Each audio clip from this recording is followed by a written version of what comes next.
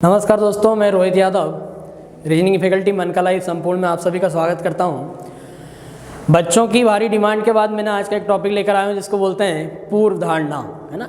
Analytical reasoning का part है ये, जिसको हम विश्लेषण के नाम से भी जानते हैं। और उसमें रीजनिंग के जो हमने आज का टॉपिक लिया है उसके क्वेश्चन जो है अलग अलग तरीके से पूछे जाते हैं। जैसे कि पूर्व धारणा जिसको हम कह सकते हैं, कथन कार्यवाही, कथन निष्कर्ष, कथन एवं तर्क के ऊपर क्वेश्चन पूछे जाते हैं। वर्तमान में अगर मैं आपसे बात करूं तो मध्य प्रदेश पुलिस आरक्षक का जो पेपर चल रहा है उस पेपर में एक सिलेबस थोड़ा सा चेंज नज़र आ रहा है बच्चों को, और बच्चे उसको लेकर बहुत ज़्यादा परेशान हैं। लगभग पहली जो शिफ्ट आई थी उसमें 1 या 2 क्वेश्चन, उसके बाद जैसे जैसे शिफ्ट आगे बढ़ती चली गई और उसमें क्वेश्चन का नंबर ऑफ क्वेश्चन भी बढ़ते चले गए। एक प्रकार से कहूँ कि यार यहाँ पर बच्चे ये बता रहे हैं कि लगभग 10 से 12 नंबर या 15 नंबर के जो क्वेश्चन हैं वो पूर्व धारणा, कथन तर्क और कथन निष्कर्ष से पूछे जा रहे हैं। आज का जो हमारा टॉपिक है इसका मतलब ये नहीं हुआ कि सिर्फ वह एमपी पुलिस कांस्टेबल वालों के लिए ही होगा। अगर आप एमपीपीएससी की भी प्रिपरेशन कर रहे हैं तो अगर आप 2017 और 18 का पेपर उठाकर देखेंगे तो उसमें आपको इसमें क्वेश्चन नंबर 3 से 8 तक 2017 के पेपर में दिख जाएगा। जो सी सेट होता है उसमें लगभग 5-6 क्वेश्चन हर पेपर में पूछे जाते हैं। एसएससी का पैटर्न होता ही है, व्यापम से रिलेटेड रेलवे भी इसके ऊपर क्वेश्चन करता है। तो आखिर क्या है ये पूर्व धारणा? अब एक मेन विशेष बात मैं आपको ये बताना चाहता हूँ। मैंने भी कई बड़े बड़े जो यूट्यूबर्स हैं जिनकी ऑनलाइन क्लासेस चलती है उनके भी वीडियो देखे हैं। तो पहली चीज़ तो ये कि इस वीडियो को आप अगर देखिएगा और अगर आपको पसंद आ जाए तो आप इस वीडियो को ज़्यादा से ज़्यादा शेयर करिएगा और ख़ासकर उन टीचर तक पहुंचाइएगा जिनको ये बात पता चल जाए कि रियल में अजम्पशंस होते क्या हैं, है ना। और कम से कम उनको ये पता चले कि वो बच्चों के जीवन के साथ खिलवाड़ ना करें। क्या हो रहा है कि जिन्होंने कभी बैंक का सिलेबस पढ़ा ही नहीं है, जो सिर्फ व्यापम और रेलवे और एसएससी पढ़ाते थे, और अब अगर यहाँ पर एमपी पुलिस में एक क्वेश्चन पूछे जा रहे हैं तो वो लोग क्या कर रहे हैं, इसके ऊपर उठाकर वीडियो बना दे रहे हैं। अब उन्होंने जब वीडियो बनाया तो उन्होंने कथन तर्क के पॉइंट को कहीं कथन कार्यवाही में बता दिया बच्चों को, जो कथन कार्यवाही के पॉइंट है उनको उठाकर कथन निष्कर्ष में बता दिया, जो कथन निष्कर्ष के पॉइंट है उनको उठाकर कथन तर्क में बता दिया, और कहीं सबको मिला जुला कर कहाँ बता दिया है, पूर्व धारणा में बता दिया है, जो कि बच्चों के लिए एक जहर की तरह है ना। तो रियल में क्या कॉन्सेप्ट होता है, चलो आओ देखते हैं। मैं आपको बताता हूँ कि पूर्व धारणाएं होती क्या है। जनरली आपको नाम से समझ में आ जाएगा, अजम्पशन या पूर्व धारणा, जिसको मैंने यहाँ पर लिखा है कि यदि मैं आपसे पेपर की बात करता हूँ तो पीएससी वाला इसको यहाँ पर संकल्पना के नाम से भी जाना जाता है ना। उसमें वहाँ पर वो लिखता है कि क्या होगा, वो है ये पूर्व धारणा ही, ठीक है। अब देखिएगा, अगर मैं कह रहा हूँ कि यार अजम्पशन मतलब पूर्व धारणा, पूर्व धारणा का मतलब हुआ कि अनुमान लगाना, परिकल्पना करना। 2 चीज़ें होती है हमारे पास। 2 चीज़ें क्या क्या होती है कि अनुमान तो मुझे लगाना है, तो आपने एक सुना होगा पॉसिबिलिटी, संभावना। और संभावना की अगर मैं आपसे बात करता हूं तो संभावना जब होती है तो संभावना किसी कथन को देखने के बाद क्या क्या हो सकती है, मतलब फ्यूचर के लिए, तो वो संभावनाओं का क्राइटेरिया बहुत बड़ा होता है। हम उसमें पॉजिटिव भी निकाल सकते हैं और नेगेटिव भी निकाल सकते हैं। किसी कथन को पढ़ने के बाद उससे होने वाले इफेक्ट के ऊपर जो अजम्पशन हम वहाँ पर करेंगे, या फिर जो हम वहाँ पर कहूँगी पॉसिबिलिटी जो हम बोलते हैं इसको संभावना, तो वो नेगेटिव भी हो सकती है और पॉजिटिव भी हो सकती है। और आपका दिमाग एकदम ओपन है, खुला है, आप जो चाहो वहाँ पर वो सोच सकते हो, जितना लंबा चाहो उतना सोच सकते हो, उसमें कुछ भी हो सकता है ना। लेकिन यहाँ पर ऐसा नहीं है। यहाँ पर हमको ये पता चल रहा है कि पूर्व धारणा मतलब पहले बनाई गई धारणा। किसके पहले बनाई गई धारणा? तो इस कथन के पहले बनाई गई धारणा। अब बात को मेरी भाषा में समझिए कि अगर मुझे आपको कुछ बोलना है, कोई स्टेटमेंट आपको देना है, मैं जो वो कहूँगा वो लाइन आपके लिए स्टेटमेंट का काम करेगी, लेकिन उस लाइन को बोलने के पहले मेरे दिमाग में कुछ आया होगा, और क्या आया होगा ये आपको सोचना है, ये आपकी बारी है। और अगर आपने उसको सोच लिया तो वही आपकी क्या कहलाएगी, पूर्व धारणा कहलाएगी, है ना। बात समझ में आ रही है कि मैंने कोई स्टेटमेंट दिया है और उस स्टेटमेंट को देने के पहले मैंने क्या सोचा होगा, स्टेटमेंट के पहले मतलब पूर्व मैंने क्या सोचा होगा, ये आपको वहाँ पर सोचना, यही क्या है, पूर्व धारणा है। मतलब ये कि अगर यहाँ कहीं कथन निकल कर आया तो इस कथन के पहले, इस कथन को देने वाले व्यक्ति के माध्यम से उसके द्वारा क्या सोचा गया होगा वही क्या है, पूर्व धारणा है। अब आपको पूर्व धारणा तो निकालनी है, ये भी एक अनुमान ही है, लेकिन इसका दायरा सीमित होता है। क्यों? क्योंकि इसका परिणाम हम यहाँ पर देख रहे हैं कि उसने पहले कुछ सोचा दिमाग में और सोचने के बाद उसको यहाँ पर व्यक्त कर दिया है, तो एक लिमिटेशन हो जाती है कि भाई इससे संबंधित ही सोचा होगा, है ना। और पॉजिटिविटी में क्या होता है कि संबंध जाए, कुछ भी संभावनाएं हो सकती है, और वो कब होती है, इसके बाद। लेकिन हम वहाँ नहीं जा रहे हैं, मैं कहाँ की बात कर रहा हूँ आपसे कि कथन आने के पहले जो उसने दिमाग में सोचा होगा। अगर कोई व्यक्ति, चलो ठीक है, मैंने कहा कि हाँ हमारे प्रधानमंत्री जी का एक संबोधन आया राष्ट्र के नाम, और उन्होंने कहा कि मित्रों, है ना। अब आपने देखा कि यार उन्होंने यहाँ पर संबोधन किया है और उन्होंने कुछ भी चीज़ को लेकर आ गए कि मित्रों लॉकडाउन आने वाला है या लॉकडाउन लगाने के लिए कुछ दिशा निर्देश निकाले गए हैं। तो अब आप क्या सोच रहे हो कि उन्होंने लॉकडाउन निकालना है, लॉकडाउन आएगा, तो इसके पीछे न जाने कितनी सारी चीज़ों को सोचा होगा कि आखिर ये लॉकडाउन लाना क्यों है ना, क्या करना है क्या नहीं। तो एक छोटी सी बात मैंने आपको बताई, मैं आपको एग्जाम्पल के माध्यम से अभी इसको पूरा क्लियर करूँगा। अब सुनिएगा बहुत अच्छे से। ये जो कथन है यहाँ पर हमारे पास, जिसको हम यहाँ पर स्टेटमेंट कहते हैं, इस स्टेटमेंट से क्या क्या चीज़ें निकलती हैं। तो आपको एक क्वेश्चन पूछता है यहाँ से, एक टाइप क्वेश्चन का, कि कथन और कार्यवाही, कथन एवं निष्कर्ष, कथन एवं तर्क, कथन एवं पूर्व धारणा, ये सब आपसे पूछता है। क्या होता है कथन, क्या है पूर्व धारणा, क्या कथन तर्क है, कथन निष्कर्ष क्या है, कथन कार्यवाही क्या है। तो एक छोटी सी भाषा में समझिएगा। जैसे मैंने कहा कि यहाँ पर कथन दिया गया है, अगर मैं वर्तमान के एग्जाम्पल से लेकर चल रहा हूँ कि कोरोना की तीसरी लहर, है ना, और जिसमें ओमिक्रॉन बहुत तेज़ी से बढ़ रहा है, इसके लिए हमें सतर्क होना चाहिए। ये कथन हमारे सामने आया है।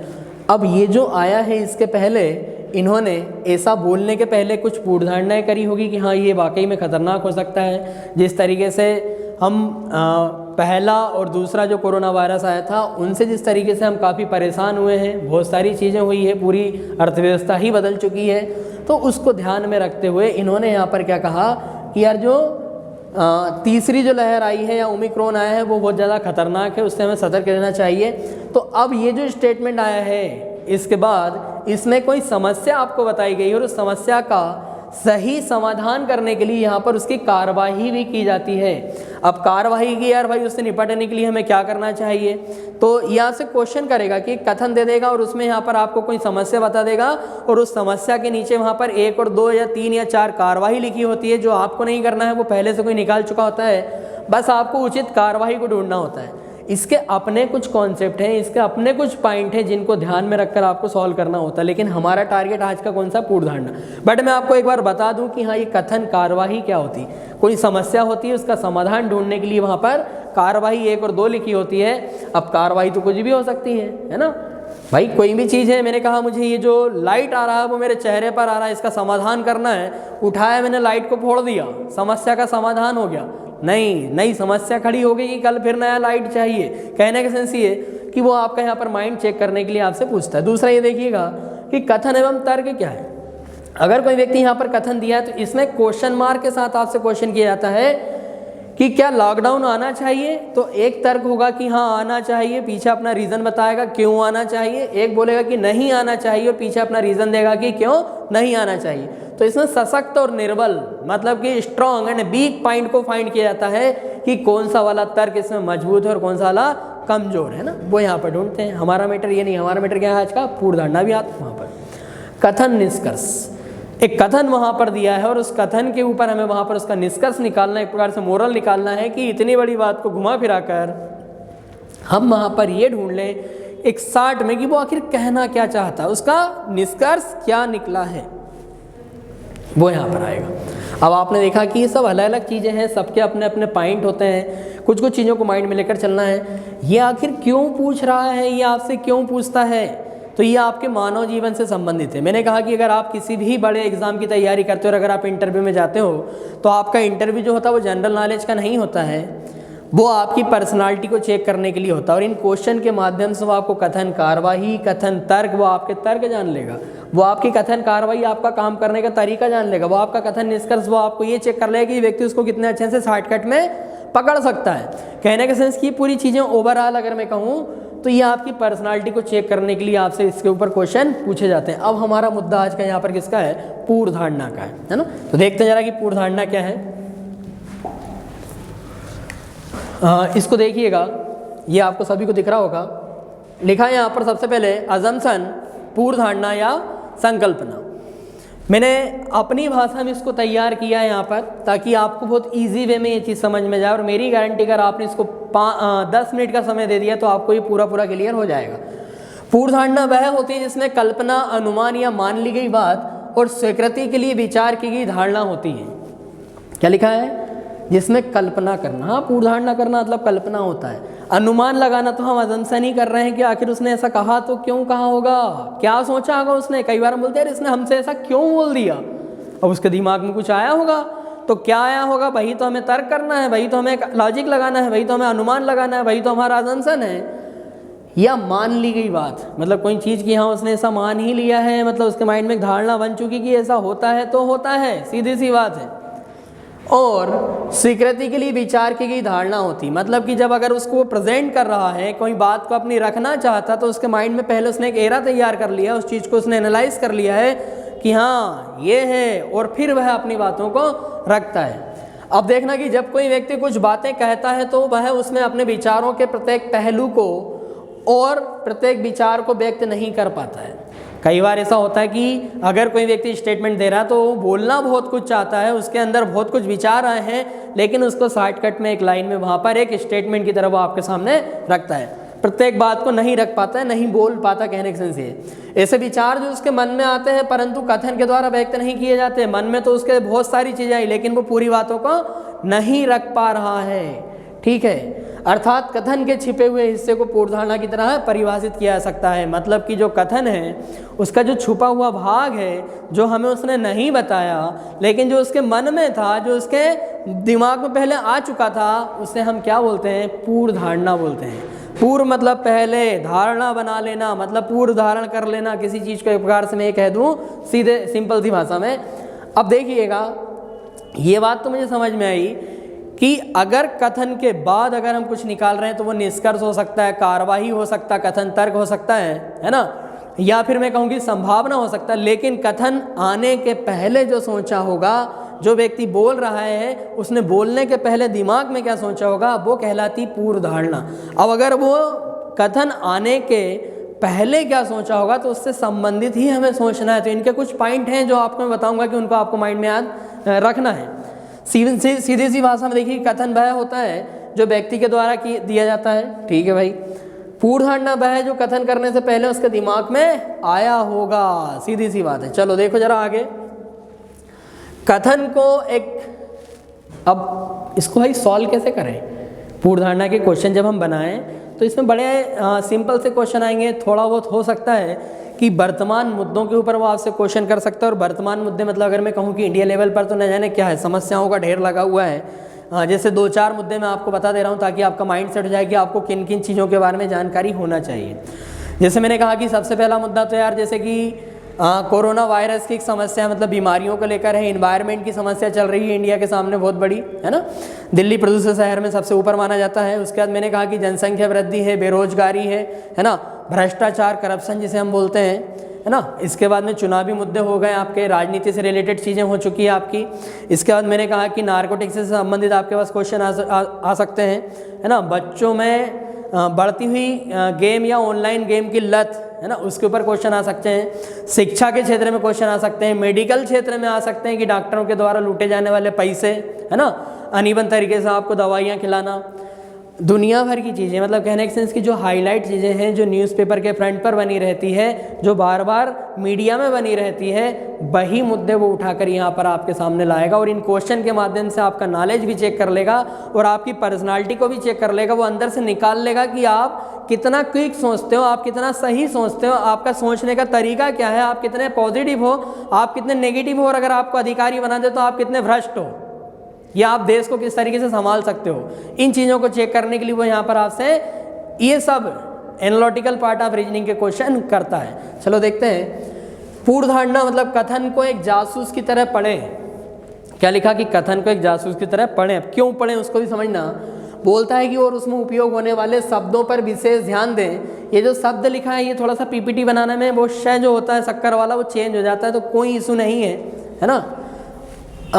पर विशेष ध्यान दें, इसमें कुछ शब्द ऐसे उपयोग होते हैं जिनमें से हमें पूर्व धारणा निकालना बहुत आसान हो जाता है। मतलब आप जो स्टेटमेंट पढ़ें उसको आपको जासूस की तरह पढ़ना होता है और उसके एक एक शब्दों पर ध्यान देना होता है ताकि आप वहाँ पर पूर्व धारणा निकालें तो फिर आपको बहुत इजी हो जाए। अब कैसे शब्दों की क्या बात कर रहा है, तो जो स्टेटमेंट होगा उसमें क्लियर हो जाता है। जैसे मान लो मैंने कहा कोई भी चीज़ है कि यार इस क्लास में ये स्टूडेंट सबसे अच्छा है। अब सबसे अच्छा है मतलब एक बात समझ में आ गई कि अब इससे अच्छा दूसरा कोई नहीं। क्यों बोला ही क्यों है सबसे अच्छा? अगर उससे अच्छा भी कोई होता तो क्या वहाँ सबसे अच्छा वर्ड लगता है क्या? नहीं लगता है। सीधी सी बात है। जैसे मान लो आपने कहीं मूवी वगैरह में सुना है और क्या सुना है, जैसे कोई आपने गाना सुना है ना, जैसे कि उसने कहा कि आज फिर तुम पे प्यार आया है। अब आज फिर आया है इसका मतलब पहले भी आ चुका है। एक कहने वाली बात है आपका माइंड सेट करने के लिए कि शब्दों को आपको पकड़ना होगा। अब देखिए जरा यहाँ से क्या है वो शब्द। तो शब्द में यहाँ पर मैं आपको 3 ही टाइप बताऊंगा कि भाई वो किन शब्दों की बात कर रहा है। तो पहला शब्द यहाँ पर मैंने लिखा कि निर्णायक शब्द। मैं फिर कह रहा हूँ कि ये जो सह लिखा है ये कोई मैटर नहीं करता है, वो पीपीटी बनाने में चेंज हो जाता है। यहाँ पर ये इस तरीके से लिखा है, ठीक है। अब मैंने निर्णायक शब्द बताए कि जिनको आप पढ़कर बड़े आराम से उस कथन का निर्णय कर सकते हो। और कैसे? जिसमें लिखा कि केवल, अगर केवल शब्द आ गया है वहाँ पर तो हमारा माइंड सेट हो जाएगा कि केवल मतलब सिर्फ उसी की बात कर रहा, कोई और की बात नहीं कर रहा है। सबसे अच्छा, सबसे सशक्त, निश्चित रूप से, है ना, ये निश्चित है यहाँ पर, ठीक। निर्णायक तौर पर एक पूर्व धारणा का मूल्यांकन करते समय आप कुछ शब्द से एक युक्ति हमेशा ले सकते हैं जो कथन को निश्चित अर्थ देता है।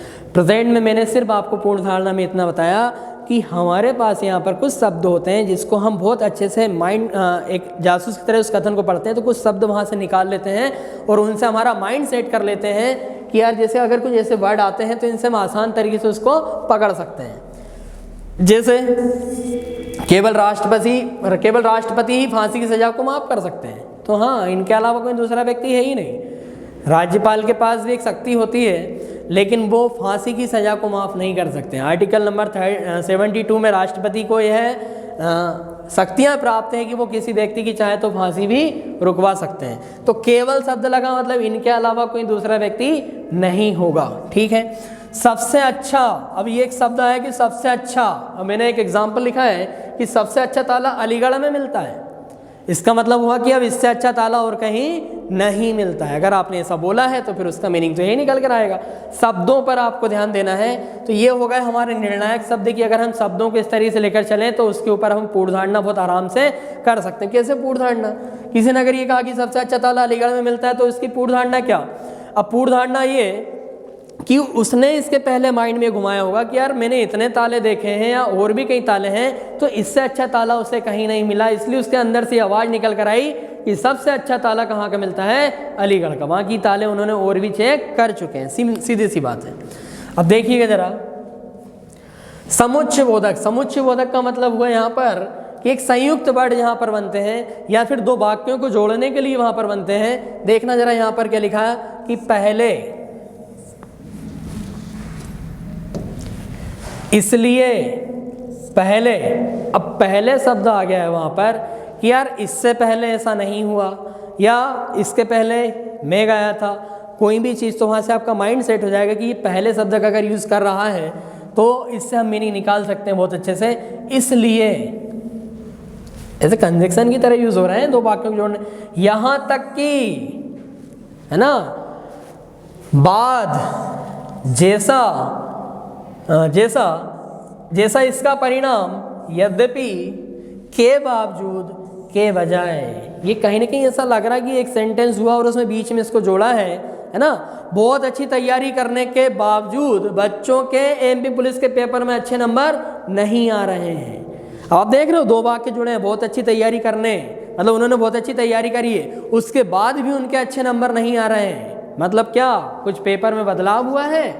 चलो जब कथन दो उपवाक्य बना होता है और उपवाक्य समुच्चय बोधक द्वारा जोड़ दिया जाता है, तब प्रयोग किए गए समुच्चय बोधक की प्रकृति पूर्वधारणा को पता लगाने में एक विस्तृत सोच को दर्शाता है। हम इससे यहाँ पर एक अनुमान लगा सकते हैं कि इसके पहले क्या हुआ होगा, इसके बाद में क्या हुआ होगा, है ना। ये एक शब्द है आपके पास जो आपको पता होना चाहिए। हमने अभी 2 ही टाइप के शब्द देखे हैं। एक बताया निर्णायक शब्द मैंने कि उनको हम वहाँ से अनुमान बहुत आसान तरीके से निकाल सकते हैं। दूसरा मैंने आपको बताया कि समुच्चय बोधक 2 वाक्यों को जोड़ने के लिए, है ना। अब कई बार यहाँ पर जब 2 वाक्य जोड़ते हैं तो एक पॉजिटिव होता है, एक नेगेटिव होता है, एक नेगेटिव होता है और दूसरा पॉजिटिव होता है ना। ठीक है। आधिक्य सूचक वाक्य शैली। अब ये शैली में फिर यहाँ पर से गड़बड़ लिखा, उससे कोई इशू नहीं है। अब देखिए जरा कि ये क्या होता है, खासकर इसी को समझना होगा आपको। कभी कभी कथन में अप्रत्यक्ष तरीकों से बातों को कहा जाता है। अप्रत्यक्ष मतलब जो हमें नहीं दिखाई दे रहा है ना, और इसके कारण हम अर्थ के साथ अदृढ़ रहते हैं। अदृढ़ रहते हैं मतलब कि हम निश्चित नहीं रहते हैं, भैया कुछ भी हो सकता है ना। अब समझिए कि कुछ भी हो सकता है मतलब क्या, जैसे इसमें कुछ मुहावरे हैं, कहावतें हैं, लोकोक्तियाँ हैं, इन चीज़ों का यूज़ कर लिया जाता है। और ये जो चीज़ें हैं ये फिक्स नहीं होती, ये सिर्फ ऐसे एग्जाम्पल होते हैं कि एक ही एग्जाम्पल को व्यक्ति अलग अलग जगह खड़े होकर अलग अलग सिचुएशन में भी दे सकता है, लेकिन हाँ वो होना एक जैसी चाहिए। जैसे आपने देखा होगा, मैंने लिखा है यहाँ पर कि अपना टाइम आएगा। यदि कोई व्यक्ति ऐसा बोल गया है कि अपना टाइम आएगा, अब आप अनुमान लगाइए कि उसने क्या सोचा होगा, अपना टाइम आएगा। अब उसने दुनिया भर की चीज़ें कि हाँ अपना टाइम आएगा मतलब मेरा भी समय बदलेगा, है ना। जैसे मान लो कि स्टूडेंट अगर किसी से बोलता है कि अपना टाइम आएगा, मतलब ये अगर वो वर्तमान में तैयारी कर रहा है तो उसका मतलब ये कि एक दिन ऐसा भी आएगा जब उसकी भी गवर्नमेंट जॉब लगेगी और वो भी कहीं अधिकारी बनेगा और उसके पास भी पावर होगा और उसका भी आसपास का माहौल, उसका जीवन सुधर जाएगा। कहने का सेंस यही है कि अपना टाइम आएगा, है ना। कोई भी बोल सकता है। धोबी का कुत्ता घर का ना घाट का। अब कहाँ तो धोबी, कहाँ का कुत्ता, कहाँ का घर और कहाँ का घाट। ये सिर्फ एक कहावत है कि धोबी का कुत्ता जो होता है वो ना तो घर का होता ना घाट का होता है। और ये कई बार आपने देखा होगा कि लोगों के लिए बोल दिया था कि जिनके लिए कोई ठिकाने ही नहीं रहते हों उनके लिए यहाँ पर ये बोलता है कि सावन के अंधे को हर चीज़ हरी लगती है। अब सावन के अंधे को हर चीज़ हरी लगती है तो ऐसा नहीं कि वो एक्चुअल में सावन का ही अंधा हो या हर चीज़ है उसको हरी लगे। एक एग्जाम्पल है कि जिस व्यक्ति को हर चीज़ बहुत अच्छी अच्छी नज़र आती है उसको बोलते हैं कि सावन का अंधा। सावन के सीजन में वहाँ पर आप देखते हो कि बहुत ज़्यादा हरियाली होती है और अगर उसमें वो अंधा हो जाए तो उसका मतलब ये कि उसको हमेशा ही हर चीज़ हरी हरी नज़र आएगी, उसके बाद तो देख ही नहीं पा रहा वो। ये जो है सिर्फ एक कहावतें हैं, है ना, मुहावरे हैं। ना रहेगा बांस ना बजेगी बांसुरी, कहावतें तो हैं ये। अब ये तो कोई भी कहीं भी बोल सकता है ना। जैसे आपने देखा कोई व्यक्ति गुस्से में आकर किसी के खिलाफ बोल देता कि मैं इसका खेल ही खत्म कर दूंगा, आज तो काट के फेंक दूंगा इसको, ना रहेगा बांस ना रहेगी ना बजेगी बांसुरी। ये कहावतें हैं, ठीक है। बंदर क्या जाने अदरक का स्वाद। अब ये क्या है, जब किसी व्यक्ति को कोई चीज़ का ज्ञान नहीं होता है तो कोई व्यक्ति उठाकर मार देता है। जैसे किसी ने कुछ बोला कि यार ये मुझे पसंद नहीं आया तो सीधा बोला कि बंदर क्या जाने अदरक का स्वाद। तो ये कहीं भी किसी के लिए भी यूज़ किया जा सकता है, लेकिन एग्जैक्ट किसके लिए किया ये जानकारी हमारे पास नहीं है। ये सिर्फ मैं आपका माइंड सेट कर रहा हूँ किसको लेकर कि आधिक्य सूचक के वाक्य शैली कि भैया ये कहावतें और मुहावरे जो होते हैं इनमें पूरा अर्थ हमें नहीं बताता है। लेखक लिख तो दिया है, बोलना तो चाह रहा है, लेकिन पूरी बातों को आपके सामने नहीं रख पाया है। पूरी बातें कौन सी की जो उसके दिमाग में घूम रही थी वही पूरी बातें वो आपके सामने नहीं रख पाया। और वही क्या आपकी पूर्व धारणा है, वही आपको सोचना है। गरीबी में गीला आटा ये जिससे देखो उसको जहाँ नुकसान हो जाता है व्यक्ति का, अब चाहे वो किसी भी चीज़ में, वैसा नहीं है कि एक तो गरीबी थी और ऊपर से आटे में पानी ज़्यादा मिला दिया तो गीला आटा। नहीं, एक एग्जाम्पल है कि आप वैसे ही तंगी में चल रहे थे, ऊपर से आपका और कोई नुकसान हो गया, वो चाहे कहीं भी हो जाए, है ना, तो वो हो जाता है गरीबी में गीला आटा। ये जो है मैंने आपको अभी तक 3 चीज़ें बताया हूँ। 3 चीज़ें क्या क्या बताई मैंने, देखिएगा ज़रा एक बार फिर से। एक निर्णायक शब्द कि हाँ ऐसे शब्द जिनको पढ़कर हम अपने आप में दृढ़ हो सकते हैं कि यार हाँ इसके अलावा उसका मीनिंग और कुछ नहीं होगा। दूसरा समुच्चय बोधक की यहाँ पर 2 सेंटेंस को जोड़ने के लिए बीच में इन वाक्यों का यूज़ किया जाता है, इनसे हम उनकी कल्पना कर सकते हैं, अनुमान लगा सकते हैं। तीसरा था कि आधिक्य सूचक वाक्य शैली जिनमें मुहावरे और कहावतें भी यूज़ की जा सकती है और उनके बेस पर हम एक उससे संबंधित अनुमान निकाल सकते हैं। अब देखो आपके दिमाग में आया कि यार कैसे संबंधित अनुमान। अगर आप एग्जाम हॉल के बाहर खड़े हो और आपने जब एग्जाम देकर निकल रहे बच्चों से पूछा हो, मैं आप ही से रिलेटेड एग्जाम दे रहा हूँ, आपने कहा भैया कैसा गया, उसने कहा भैया आज तो गर्दा उड़ा दिया अपन ने, इसका मतलब ये हुआ कि गर्दा उड़ा दिया मतलब उसका पेपर बहुत अच्छा गया है। उसने ये नहीं बोला कि मेरा पेपर बहुत अच्छा गया, मैंने 75 प्लस मार के आ गया, 90 करके आ गया। किसी दूसरे से पूछा भाई कैसा रहा आपका पेपर, और वो मुंह लटका कर आया है और उसने बोला कि यार अपनी तो किस्मत ही खराब है। अब आपको उसने ये नहीं बोला कि मैंने कितने नंबर कर आए, लेकिन आप समझ गए हो कि वो बोलना क्या चाह रहा है। वो यही बोलना चाह रहा है कि भैया पेपर बिल्कुल अच्छा नहीं गया है ना, किस्मत को दोष देने लगा वो। यस, तो वही मेरा मतलब कहने का कि ये शब्दों से आप उन चीज़ों को समझ जाओगे। अब देखिएगा जरा, कुछ मुख्य बिंदु है। अगर आप का पेपर हो आने वाले जो भी डेट उनमें, तो आप इनको स्क्रीनशॉट ले सकते हैं, है ना। लगे तो मैं थोड़ा सा साइड हो जाता हूँ, क्योंकि यही वो मेन पॉइंट है जो आपको याद रखना होगा। अभी तक तो मैं सिर्फ आपका माइंड सेट करने का काम कर रहा था, तो देखें जरा कि वो मुख्य पॉइंट क्या क्या है। अब अच्छे से सुनिएगा, मुश्किल से 5-7 मिनट में आपका पूरा वीडियो कंप्लीट हो जाएगा। मुख्य बिंदु क्या है कि पूर्वधारणा कथन देने वाले व्यक्ति के संपूर्ण विचारों का एक हिस्सा होता है। पूर्वधारणा जो हम करते हैं उसके दिमाग में जितने विचार आए होंगे और उन विचारों को लाने के बाद वो अपना स्टेटमेंट दिया है, कथन दिया है, तो पूर्वधारणा क्या है, तो जो संपूर्ण विचार आए होंगे उन्हीं को हम क्या बोलते हैं, पूर्वधारणा। पूर्वधारणा वह विचार होता है जिसमें वक्ता या बोलने वाला कथन देने से पूर्व सोचता है, मतलब वो उसके पहले सोचता है। ठीक है, पूर्वधारणा हमें हमेशा होगा यहाँ पर कि पूर्वधारणा हमेशा, ये वाला हमेशा सकारात्मक होना चाहिए। मेन पॉइंट यही है।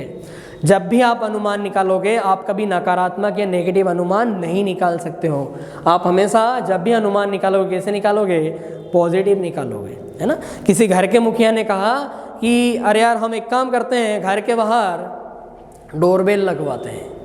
ऐसा क्यों बोला उसने, क्या सोचा होगा, तो यही सोचा होगा पॉजिटिव कि हाँ अगर हम डोरबेल लगवाते हैं तो जो व्यक्ति घर के बाहर आते हैं, जो घर में आना चाहते हैं, जो किसी से मिलना चाहते हैं, वो घर में आने के पहले या किसी को बुलाने के लिए डोरबेल का यूज़ करेगा, तो ये पॉजिटिव है ना। अब हम कहें कि यार घर में आने वाले सभी लोग उसका यूज़ नहीं करेंगे, तो ये गलत है। अब आपने क्यों बोल दिया, जैसे आपने कहा कि कोई चोर है, अगर उसको घर में चोरी करने आना, तो वो थोड़ी रात में आके 2 बजे कि भैया उठो चोरी करना है, ऐसा होगा क्या, नहीं। ये रियलिटी है कि चोर अगर चोरी करने आएगा डोरबेल नहीं बजाएगा, लेकिन आपको नकारात्मक नहीं, आपको सकारात्मक वे में कि जो व्यक्ति डोरबेल लगवाने वाला है वो ये नहीं सोच रहा है कि लगवाने का कोई फायदा नहीं क्योंकि चोर तो आके बजाएगा नहीं, वो पॉजिटिव वे में उसको लगवा रहा है। जो भी काम वहाँ पर होगा उसमें आप सकारात्मकता विचार ला सकते हो, नकारात्मक अजम्पशन कभी नहीं होते हैं। किसी चीज़ में जब भी लगे कि नहीं होगा, नहीं हो सकता, नहीं होने देंगे, वो सब चीज़ें आपके अजम्पशन में नहीं होगी।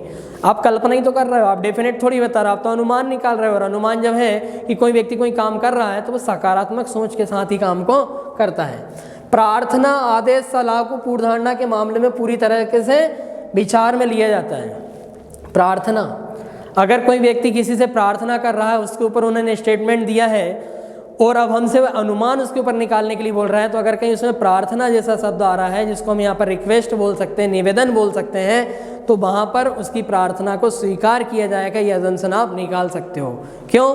क्योंकि जो प्रार्थना करने वाला व्यक्ति है वो सकारात्मक वे में कि हाँ ये सामने वाला उसकी प्रार्थना को सुनेगा, है ना, उसके निवेदन को सुनेगा, इसलिए वहाँ पर वो उसे प्रार्थना करता है। तो सकारात्मक कि हाँ अगर कहीं कोई प्रार्थना की बात हो रही है, कोई व्यक्ति किसी से रिक्वेस्ट कर रहा है, तो उसको सही माना जाएगा। आदेश, आदेश हमेशा सही माना जाता है। कैसे? कि कोई बड़ा अधिकारी अपने कनिष्ठ अधिकारी को या अपने नीचे काम करने वाले व्यक्ति को अगर कोई चीज़ का आदेश देता है तो अनुमान है कि वो उस काम को निश्चित रूप से करेगा, तो हाँ करेगा, सिंपल सी बात है। यस, सलाह, अगर वहाँ पर कोई व्यक्ति किसी को एडवाइस दे रहा है या सलाह दे रहा है, तो ऐसा अनुमान है कि लोग उसकी एडवाइस को लेंगे या उसकी सलाह को मानेंगे। अगला पॉइंट हमारे पास था कि यार पूर्वधारणा कथन से संबंधित होना चाहिए। यस, हम अगर यहाँ पर पूर्वधारणा निकाल रहे हैं, परिकल्पना कर रहे हैं, अनुमान लगा रहे हैं, तो जो स्टेटमेंट लिखा उससे संबंधित होना चाहिए, उससे परे नहीं होना चाहिए। मतलब ये कि कथन कुछ और कहना चाह रहा है, तो हमें ये भी समझ में आए कि क्या वाकई में इसने इस स्टेटमेंट को देने के पहले ये सब चीज़ें सोची होगी, हाँ अगर वो उससे संबंधित है तो वह अनुमान हमारा सही होगा। मतलब कहने का सेंस ये, पूर्व धारणा कथन से संबंधित होना चाहिए, उससे अलग नहीं होना चाहिए। पूर्व धारणा निकालते समय हमें कथन के आसपास ही रहकर सोचना होता है, ज़्यादा दूर या परे होकर नहीं। वही बात है कि आप उस दायरे में ही रहकर सोचें कि ये जो स्टेटमेंट आया इससे संबंधित अगर इसको स्टेटमेंट देना था तो इसने अपने दिमाग में क्या क्या सोचा होगा, उससे ज़्यादा दूर या ज़्यादा परे होकर नहीं निकालना आपको, है ना, क्योंकि आप अनुमान तो निकाल रहे हो लेकिन इससे संबंधित होना चाहिए। विज्ञापन विज्ञप्ति से संबंधित पूर्व धारणाएं अंतर्निहित होती हैं। अंतर्निहित होना मतलब कि इम्प्लिसिट होना। विज्ञापन विज्ञप्ति से संबंधित, अगर मान लो कोई व्यक्ति अपना एडवर्टाइजमेंट कर रहा है, कोई विज्ञापन दे रहा है तो वह सकारात्मक वे में आगे बढ़ रहा है तो हाँ उसे विज्ञापन का फायदा मिलेगा। कोई भी चीज़ का अगर विज्ञापन, तो आपको बहुत सारे क्वेश्चन इसमें मिलेंगे कि यार बैंकों के ब्याज दर वाले क्वेश्चन है या किसी बड़ी बड़ी कंपनी के विज्ञापन है, जो भी एडवर्टाइजमेंट है तो वो वहाँ पर सही माने जाते हैं, उनकी पूर्व धारणाएं सही मानी जाती है। अगला है कर्तव्य से संबंधी पूर्व धारणाएं अंतर्निहित होती है, इम्प्लिसिट होती है। कर्तव्य मतलब ड्यूटीज, तो बहुत सारे क्वेश्चन ऐसे होंगे जिसमें आपको नजर आए कि यदि किसी व्यक्ति को उसके कर्तव्य से संबंधित कहाँ स्टेटमेंट दिया गया हो, जैसे मान लो मैंने कहा कि कोई सरकारी कर्मचारी है उससे संबंधित, या फिर मैंने कहा कि कोई रूटीन वाला व्यक्ति है कि हाँ इसकी डेली की रूटीन है, तो वो वहाँ पर सही मानी जाती है ना। जैसे मैंने कहा कि यार यहाँ पर आगे वाले चौराहे पर ट्रैफिक पुलिस का अरेंजमेंट किया गया है, ये स्टेटमेंट है। अब अनुमान ये है कि वह आते जाते ट्रैफिक पर निगाह रखेगा, तो हाँ रखेगा, वो चाहे प्रेजेंट में नहीं रखे लेकिन उसकी ड्यूटी ही यही है, लगाई गई ड्यूटी है कि वो ट्रैफिक पुलिस बनकर वहाँ पर खड़ा है तो आते जाते यातायात पर निगाह रखेगा। सिंपल सी बात है। कोई सरकारी स्कूल का टीचर आज सुबह स्कूल टाइम में 11 से 5 में स्कूल गया है, अनुमान है कि वो वहाँ बच्चों को पढ़ा रहा होगा, तो प्रेजेंट में चाहे नहीं पढ़ा रहा हो लेकिन अनुमान तो उसकी ड्यूटी ही वही है, उसका कर्तव्य वही है कि वो शिक्षक है और वो पढ़ाने के लिए गया, तो हम अनुमान निकाल सकते हैं कि वो पढ़ा रहा होगा। अब बात को सुनिएगा, कथन को भिन्न शब्दों में उपयोग करना पूर्व धारणा नहीं होती। मतलब जो स्टेटमेंट लिखा है उसको आपने सब शब्द बदल कर घुमा फिरा कर वही की वही बात लिख दी तो वो आपका अनुमान नहीं होगा। अनुमान मतलब ये हुआ कि कथन आने के पूर्व जो उसके दिमाग में जितनी भी चीज़ें आई होगी उन चीज़ों को जो छुपा हुआ अर्थ है वो आपका अनुमान कहलाता है। आइए ज़रा आगे। यहाँ पर कुछ प्रश्न दिए गए हैं, तो अभी तक आपने क्या क्या चीज़ें इसमें सीखी है। पहली चीज़ें सुनिएगा, अजम्पशन मतलब कि कथन आने के पहले जो उसके दिमाग में आया होगा वो चीज़ें हमें सोचनी है कि आखिर इसने ऐसा स्टेटमेंट दिया तो क्यों दिया, इसके पीछे इसके दिमाग में क्या क्या चला होगा। अब मेन फैक्ट आपके पास यहाँ पर कि कुछ शब्द थे, आपको शब्द मैंने बता चुका हूँ। मेन पॉइंट क्या था, तो आप मेन पॉइंट को सुनिएगा। सबसे पहला, सकारात्मक होना चाहिए, नकारात्मक नहीं होना चाहिए आपका अजम्पशन। हमारा अजम्पशन स्टेटमेंट से जुड़ा हुआ होना चाहिए, उससे ज़्यादा दूर का या ज़्यादा परे होकर हमें नहीं सोचना है। उसके बाद में अगर कोई आदेश वहाँ पर दिए हैं, उसके बाद में मैंने कहा कि कोई सलाह वहाँ पर दी हुई है, कोई निवेदन वहाँ पर किया है, तो ये हमेशा अजम्पशन में सही होगा। विज्ञापन या विज्ञप्ति अगर हुई होगी तो वो अजम्पशन में सही होगी, है ना।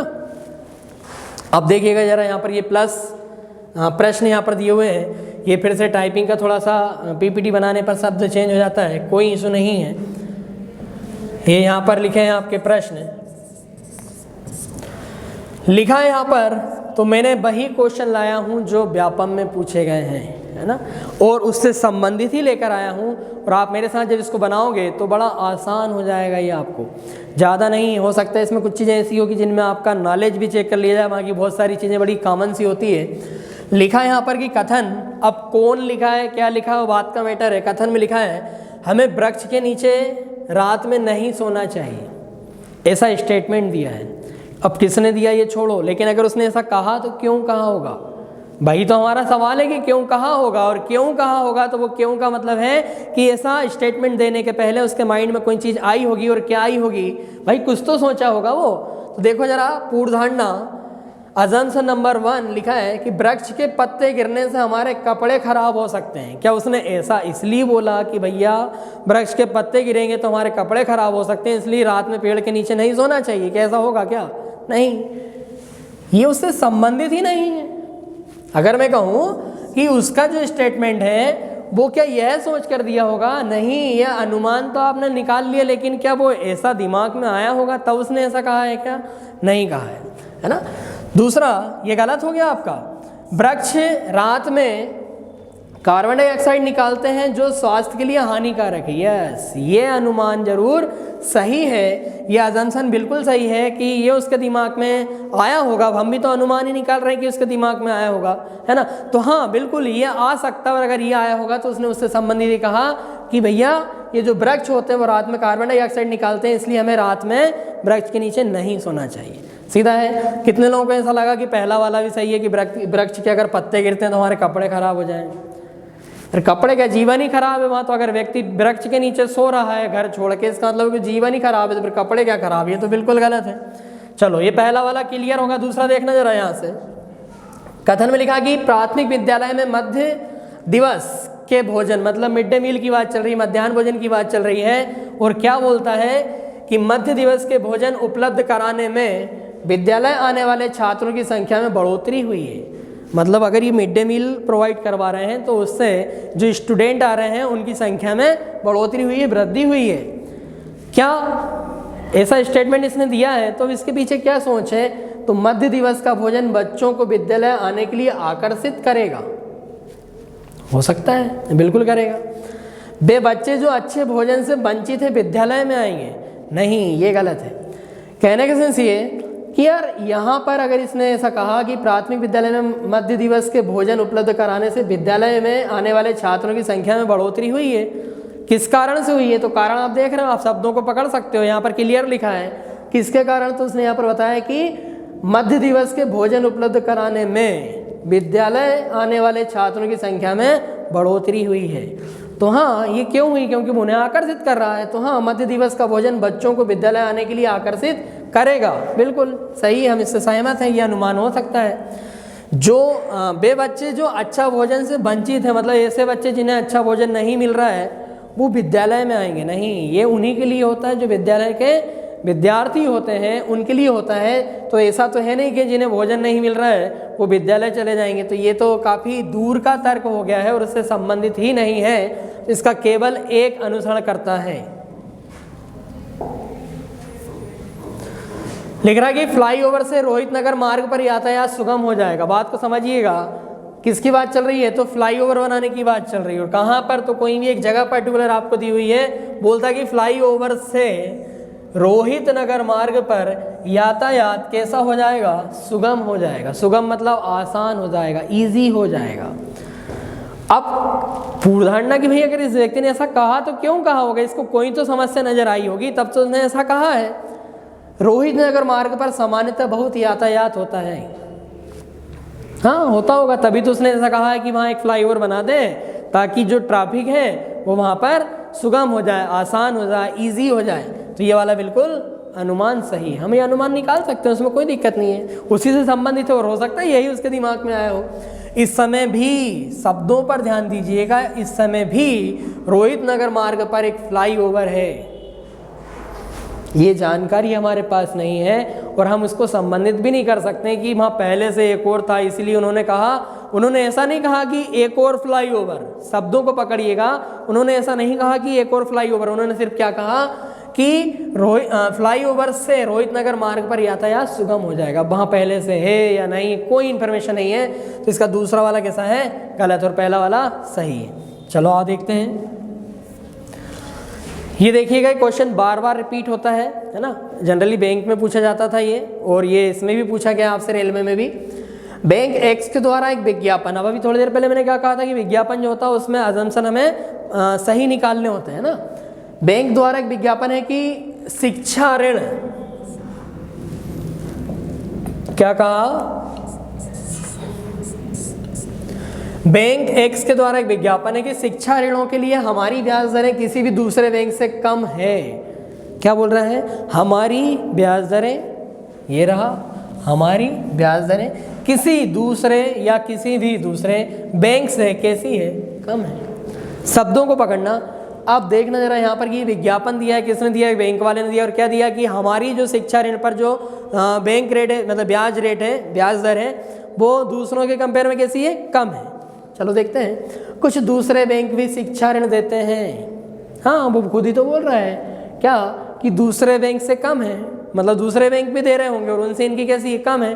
शब्दों का खेल है, हमने पहले वाले में यही पढ़ा था निश्चित शब्द, तो हाँ ये मिल गया हमें, है ना, दूसरे बैंक से। तो पहला वाला कैसा है इसका, सही है। शिक्षा ऋणों पर भिन्न भिन्न बैंकों द्वारा प्रभावित ब्याज दर भिन्न भिन्न होती है। ये फिर शब्दों का खेल था यहाँ पर कि दूसरे बैंकों से हमारी ब्याज दर कैसी है, कम है। अब हमारी कम है किन से, दूसरों से, मतलब उनकी ज़्यादा है हमारी कम है। वो खुद ही क्लियर कर दिया है कि हाँ, शिक्षा ऋणों पर भिन्न भिन्न बैंकों द्वारा प्रभावित या प्रभावित ब्याज दर भिन्न भिन्न होती है। बिल्कुल सही है, इसके दोनों इम्प्लिसिट हैं। हम बोलेंगे इसमें कि assumptions 1 and 2 आर इम्प्लिसिट, मतलब कि 1 और 2 दोनों ही पूर्व धारणाएं अंतर्निहित हैं। कर्मचारियों को पूरा काम देने से पहले उन्हें काम से जुड़ा प्रशिक्षण दो।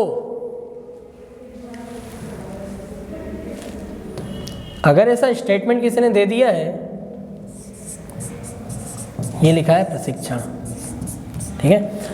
अगर ऐसा स्टेटमेंट किसी ने दिया कि कर्मचारियों को पूरा काम देने से पहले उन्हें काम से जुड़ा प्रशिक्षण दो, मतलब उन्हें ट्रेनिंग देने की आवश्यकता है, ऐसा किसी ने कहा है। अब ऐसा क्यों कहा होगा, उन्हें कुछ तो कमी लगी होगी, क्या लगी होगी? तो प्रशिक्षण कर्मचारियों का कार्य निष्पादन, मतलब उसको मैं कहूँ कि यार बूस्टिंग द परफॉर्मेंस, कार्य निष्पादन बढ़ाने में सहायता करता है। तो हाँ, तभी तो ऐसा स्टेटमेंट दिया है यहाँ पर कि कर्मचारियों को पूरा काम देने से पहले उन्हें काम से जुड़ा प्रशिक्षण दें। क्यों? क्योंकि कोई चीज़ उनके दिमाग में आई है कि अगर उन्हें पूरा प्रशिक्षण नहीं दिया, सिंपल सी बात है, आप किसी भी डिपार्टमेंट में अगर आप जा रहे हो तो आप उस डिपार्टमेंट का पूरा काम जानते हो, ऐसा ज़रूरी नहीं है। आप किसी बैंक में चले जाइए, बैंक अपनी खुद की ट्रेनिंग करवाएगा। आप एसएससी से माध्यम से किसी भी डिपार्टमेंट में जा रहे हो, आपको ट्रेनिंग पीरियड पर रखा जाएगा। आप रेलवे में जा रहे हो तो आपकी ट्रेनिंग होगी। मतलब वो आपसे अगर किसी कंपटीशन एग्जाम में कोई भी जो सिलेबस रखता है तो वहाँ पर क्या पूछता है, सीधा सा मैथ्स, रीजनिंग, जीएस, जीए, करंट अफेयर्स, कंप्यूटर के क्वेश्चन या हिंदी के क्वेश्चन या इंग्लिश के क्वेश्चन। बट ये तो आपके सब्जेक्टिव नॉलेज हो गए हैं, उसमें क्या काम करना ये तो वो खुद सिखाने वाला है ना। यस। दूसरा पहला वाला यहाँ पर था, तो ये कैसा हो गया कि बढ़ाने में सहायता करेगा, तो बिल्कुल सही है, सब एग्री है, सहमत है, यही उसने सोचा होगा, तब तो उन्होंने यहाँ पर स्टेटमेंट दिया है। प्रशिक्षण दिए जाने से पहले कर्मचारियों के पास कोई कौशल नहीं है।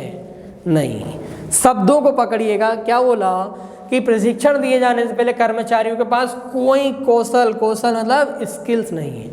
नहीं, ऐसा नहीं कि वो टोटल ही नील है, लेकिन हाँ, अगर आप उसको प्रशिक्षण दे दोगे तो उसकी कार्यकुशलता अच्छी हो जाएगी। तो हम पहले वाले से सहमत हैं, दूसरे वाले से नहीं। ऐसा तो उसमें कहीं लिखा नहीं था, है ना। ये नहीं है शब्द है ना, तो ये तो क्या है, ये नकारात्मक है। और मैंने आपसे क्या कहा है कि यहाँ पर जब भी अजंसन होंगे कैसे होंगे, सकारात्मक होंगे, मतलब पॉजिटिव होंगे, ना कि नेगेटिव होंगे।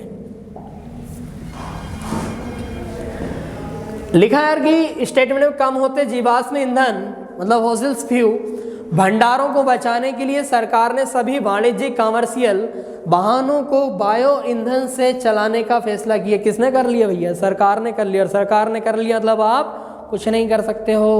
अब देखना जरा यहाँ पर, वाहनों के लिए जीवाश्म ईंधन से बायो ईंधन में बदलना संभव है। यस, अगर सरकार ने वहाँ पर कोई फैसला लेकर आई है तो उसके ऊपर पहले उन्होंने एनालाइज किया होगा बहुत अच्छे से कि हाँ, हम अगर ऐसा करने का स्टेटमेंट दे रहे हैं तो क्या ये चीज़ें वाकई में कर पाना है, संभव है? तो हाँ, ये है ना। अब देखो, वाहनों के लिए जीवाश्म ईंधन से बायो ईंधन में बदलना संभव है, तो उन्होंने एनालाइज किया होगा, है ना। और बिल्कुल मैंने कहा कि अगर कोई नेता या मंत्री कोई स्टेटमेंट अगर देकर जा रहा है तो इसका मतलब ये नहीं है कि वो नेता या मंत्री का ही दिमाग था, उसके पीछे वहाँ पर एक अगर कोई भी प्लानिंग अगर इस इंडिया लेवल पर चल रही, कोई भी योजनाएं चल रही है, कोई नई नई स्कीम जो आ रही हैं, तो उनके पीछे एक पढ़े लिखे समझदार व्यक्ति का दिमाग होता है। अगर मैं कहूँ कि कोई एक IAS अधिकारी का दिमाग होता है। अब देखिएगा जरा यहाँ पर क्या बोला था, कम होते जीवाश्म ईंधन भंडारों को बचाने के लिए सरकार ने सभी वाणिज्यिक वाहनों को बायो ईंधन से चलाने का फैसला किया है। तो पहले वाले लिखा कि वाहनों के लिए जीवाश्म ईंधन से बायो ईंधन में बदलना संभव है, तो हाँ, ये संभव होगा, तभी तो उन्होंने यहाँ पर ऐसा स्टेटमेंट दिया हुआ। ये चीज़ें उनके दिमाग में आई होगी, है ना। दूसरा कि सभी वाणिज्यिक वाहनों को चलाने के लिए देश में बायो ईंधन का पर्याप्त मात्रा में उत्पादन किया जा सकता है। अब देखना जरा, सभी वाणिज्यिक वाहनों को चलाने के लिए देश में बायो ईंधन का पर्याप्त मात्रा में उत्पादन किया जा सकता है, तो हाँ, ये चीज़ें उनके दिमाग में आई होगी, अजम्पशन है, तभी तो उन्होंने ऐसा स्टेटमेंट दे मारा यहाँ पर। तो ये वाला भी इसका कैसा है, सही है। है ना। ये चीज़ें मैंने क्या कहा, गवर्नमेंट की बात आ गई, मतलब आप समझ लो कि बिना एनालाइज के कोई काम वहाँ पर नहीं होता है।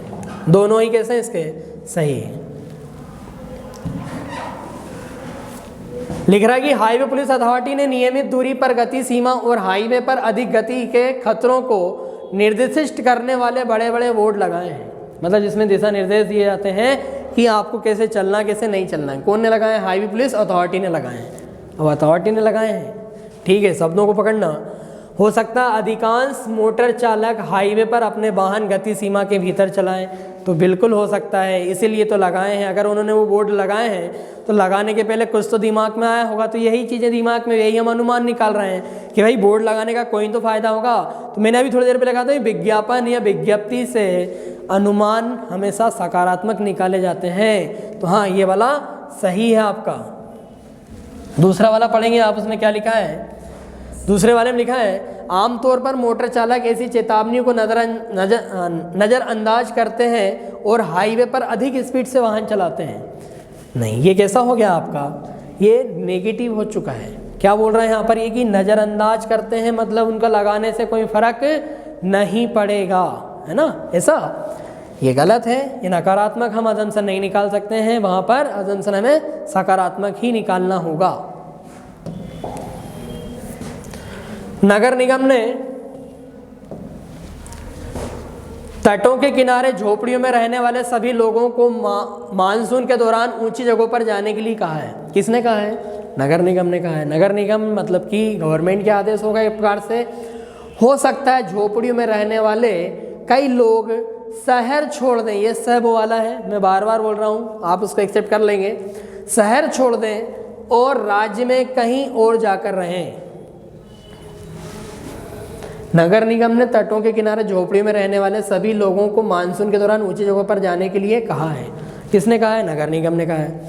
अब नगर निगम ने कहा है तो यार भाई, ऐसा कहने के पहले उनके दिमाग में कोई चीज़ आई होगी, या पिछली बार जो भी वहाँ पर घटना घटी होगी वो उनके माइंड में होगी, उसका डाटा होगा। तो उसके हिसाब से उन्होंने क्या कहा कि हो सकता है, अब समझिएगा, हो सकता है झोपड़ियों में रहने वाले कई लोग शहर छोड़ दें और राज्य में कहीं और जाकर रहें। ऐसा हो सकता है क्या? नहीं, क्योंकि नगर निगम ने ये नहीं कहा कि आप ये शहर ही छोड़ दो और राज्य में कहीं और जाकर रहने लगो। उसने सिर्फ ये कहा है कि आप मानसून के दौरान जहाँ पर बाढ़ आ जाती है, तूफान आ जाते हैं, आप कहीं ऊंची जगह पर जाकर रहें। तो हाँ, हम ये वाला देख रहे हैं कि यार ये कहीं और जाकर रहें, इसलिए तो नगर निगम ने नहीं बोला कि अपन इनसे ऐसा बोलते हैं कि कहीं और जाकर ऊंची जगह पर रहो, तो लोग जिसमें वो जगह ही छोड़ दो और राज्य में कहीं और जाकर रहने लगेंगे। ऐसा संभव है क्या? नहीं, ये अनुमान तो है लेकिन काफ़ी दूर का है, ये काफ़ी दूर का, इससे संबंधित नहीं है, तो हम इससे सहमत नहीं, ये अनुमान हमारा सही नहीं होगा। अब दूसरा देखना कि हो सकता है तट के किनारे झोपड़ियों में रहने वाले अधिकांश लोग मानसून के दौरान ऊंची जगहों पर जाकर रहने की कोशिश करें। यस, इसीलिए तो नगर निगम ने वहाँ पर उनसे कहा है कि आप मानसून के दौरान कहीं ऊंची जगह पर जाकर रहें। तो हाँ, लोग इनको मानेंगे, सिंपल सी बात है। एक प्रकार से मैंने क्या कहा कि आदेश, अभी पढ़ा था हमने कि आदेश जहाँ होता है वह अनुमान में सही माना जाता, तो ये एक प्रकार से क्या है? आदेश ही है। एक और क्वेश्चन देखिएगा, यहाँ पर लिखा कि उत्तम ध्वनि गुणवत्ता के लिए XTV खरीदें। ये क्वेश्चन आ सकता है। क्या हुआ है कि इस बार के MP पुलिस में जितने भी क्वेश्चन आ रहे हैं वो क्वेश्चन आज के नहीं है। वो क्वेश्चन ये मान कर चलो कि आप अगर 2010, 11, 12 की अगर बैंकिंग की बुक उठाकर देखेंगे तो आपको वहाँ के क्वेश्चन मिल जाएंगे, और वहीं से क्वेश्चन उठाकर लाए हैं। उनको पता है कि कैंडिडेट अगर करंट में तैयारी कर रहा है तो कहाँ कर रहा है। कैंडिडेट का एक ही काम है कि व्यापम की साइट पर जाता, 2017 के पेपर निकालता, उनको लगा लेता, उनने को हो गई तैयारी। लेकिन वो पेपर उसको पता है कि ज़्यादा से ज़्यादा 16 का लगाएगा, 15 का लगाएगा, 11-12 में नहीं जाएगा। लेकिन ये क्वेश्चन बड़े पुराने क्वेश्चन हैं जो अभी MP पुलिस में पूछे जा रहे हैं, वो नए नहीं हैं, है ना। 1-2 क्वेश्चन है, बाकी पुराने ही क्वेश्चन है। तो इन क्वेश्चन को आप देख रहे हो सकता है कि ये क्वेश्चन आपके एग्जाम में आ जाए, है ना। मैंने भी वहीं से उठाकर या वहाँ से कि हाँ आपको एक सही दिशा मिल जाए, वहाँ पर कोशिश की है कि आपका जो भी चीज़ हो आपका समय बर्बाद ना हो। उत्तम ध्वनि गुणवत्ता के लिए XTV खरीदें, एक विज्ञापन। कथन देख रहे हो आप? अब उत्तम ध्वनि गुणवत्ता के लिए XTV खरीदें, एक विज्ञापन है। पूर्व धारणा कि एक्स टीवी बाजार में एकमात्र टीवी है, तो ऐसा लिखा है क्या कि एकमात्र टीवी है? नहीं लिखा है। और हम यहाँ पर इसको ऐसा क्यों मानेंगे कि एकमात्र टीवी है? हाँ, वो उसका विज्ञापन है, लेकिन विज्ञापन में ऐसा कहीं नहीं लिखा है। तो पहला वाला अजम्पशन इसका कैसा है? गलत है। एक्स टीवी सबसे महंगा है। इसमें महंगे और सस्ते की कोई बात ही नहीं चल रही, यहाँ तो साउंड की बात चल रही है कि यार उत्तम ध्वनि गुणवत्ता, मतलब आपको एक हाई साउंड चाहिए तो उसने ऐसा विज्ञापन दिया। लेकिन यहाँ पर टीवी महंगा है सस्ता है, ऐसी कोई बात हुई है क्या? नहीं, ये अजम्पशन तो है लेकिन काफ़ी दूर का अजम्पशन जिसका संबंध ही उससे नहीं बन रहा है। तो फिर यहाँ पर इसके दोनों ही कैसे हैं? गलत है। मैं बोलूँगा कि neither one nor two assumption are implicit, ना तो पहला ना ही दूसरा पूर्व धारणा अंतर्निहित है, मतलब ना तो पहला ना ही दूसरा है। लास्ट क्वेश्चन देखिएगा, बोल रहा है कि यार द्वितीय श्रेणी के टिकट के साथ यात्रा करने वाले, द्वितीय श्रेणी के टिकट के साथ यात्रा करने वाले यदि प्रथम श्रेणी के डिब्बे में यात्रा करते हुए पाए गए, कौन से वाले? द्वितीय वाले। कहाँ पाए गए? पहले वाले में। इसका किराया ज़्यादा, इसका किराया कम होता है। बात को समझ रहे हो? रियलिटी में लेकर चलें तो द्वितीय श्रेणी के टिकट के साथ यात्रा करने वाले प्रथम श्रेणी के डिब्बे में यात्रा करते हुए पाए गए तो दंडित किए जाएंगे। क्या बोला है? दंडित किए जाएंगे। शब्दों को पकड़ना, दंडित किए जाएंगे। एक ट्रेन के डिब्बे में सूचना, सूचना लिखी है तो विज्ञप्ति होगी एक प्रकार से। कथन के बाद उसका जो पूर्व धारणा वो क्या है? तो ऐसा क्यों लिखा होगा किसी ने? देखो जरा, प्रथम श्रेणी के टिकट के साथ यात्रियों को द्वितीय श्रेणी के डिब्बे में भी यात्रा करने की अनुमति नहीं दी जाती। नहीं, क्या बोल रहा है ये कि प्रथम श्रेणी वाले अगर टिकट लिए तो उनको द्वितीय में जाने की आज्ञा नहीं। नहीं, वहाँ तो ऐसा था कि भैया अगर आपने द्वितीय श्रेणी का टिकट लिया तो आप पहले में नहीं जा सकते हो। और यहाँ जस्ट अपोजिट बात कर रहा है कि प्रथम श्रेणी के टिकट के साथ यात्रियों को द्वितीय श्रेणी के डिब्बे में भी यात्रा करने की अनुमति नहीं है। उल्टा हो गया है और कैंडिडेट यहाँ घूम जाता है, उसको समझ ही नहीं आता, वो कर देता है। ये गलत। ट्रेन में टिकट की जांच पड़ताल करने के लिए जांच का संचालन किया जाता है। बिल्कुल सही, लिखा तो है कि दंडित किया जाएगा। अब दंडित कब करेगा? जब पकड़ाएगा। पकड़ाएगा कब? जब उसकी जांच की जाएगी। सिंपल सी बात है, शब्दों का खेल है। तो इसका दूसरा वाला कैसा है? बिल्कुल सही है। हाँ, हम सहमत हैं इससे। दोस्तों, पूरी कोशिश की गई यहाँ पर कि आपको अजम्पशन का टॉपिक समझ में आए। ज़्यादा बड़ा वीडियो नहीं बनाना था, मुझे शॉर्टकट में बताना था कि आपके पास वैसे ही समय का अभाव है।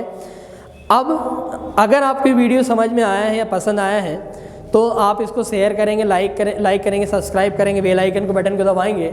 दूसरा ये कि इसके बाद जो है तो जैसे कथन निष्कर्ष, बहुत सारे बच्चों की डिमांड है कि कथन निष्कर्ष के ऊपर भी क्वेश्चन आते हैं। तो कथन कार्यवाही क्या होती है, कथन निष्कर्ष क्या होता है, कथन तर्क क्या होता है ना, ये चीज़ें अभी हमारी बची हुई हैं। तो आने वाले वीडियो में कोशिश करूँगा कि मैं वही आपके लिए लेकर आऊँगा। वीडियो देखने के लिए धन्यवाद। Thank you. जय हिंद, जय भारत।